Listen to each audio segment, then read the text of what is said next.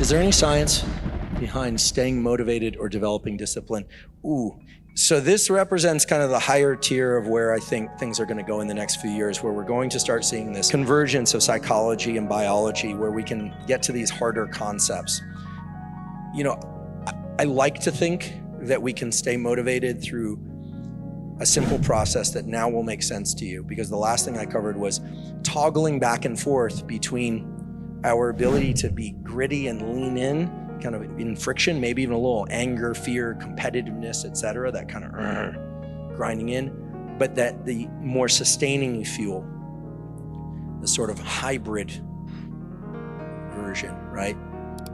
Hybrid fuel model would be one in which you can access that, but that's a depletable and not so renewable resource without a lot of rest. Meaning working hard out of anger, determination, and kind of grit will work, but when you are depleted, you have to stop for a long while.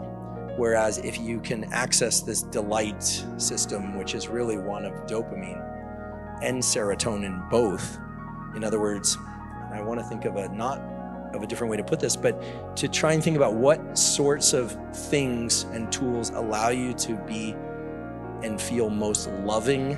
I know it sounds weak, but it's anything but weak. To be most loving in the verb sense of the word toward what you're doing. I actually used to use this trick in college when I'd encounter a topic I hated.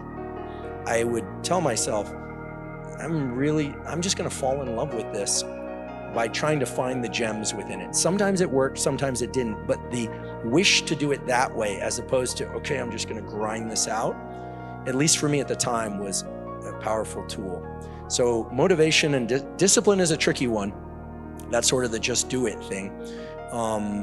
You need tools to modulate your stress and to get your sleep, do all the basic things right, set the right context for you to be in your best chance of being disciplined.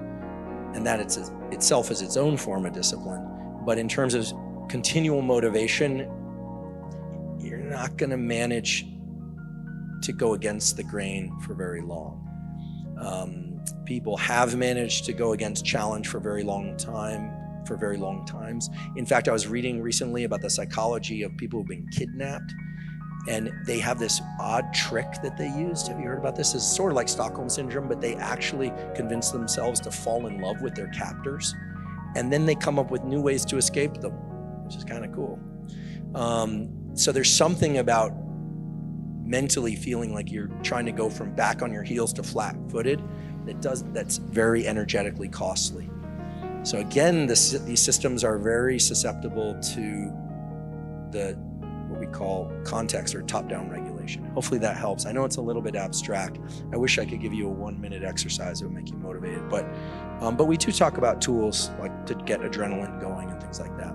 But spend some time thinking about what would allow you to sustain effort through positive feelings. It's not a light concept at all.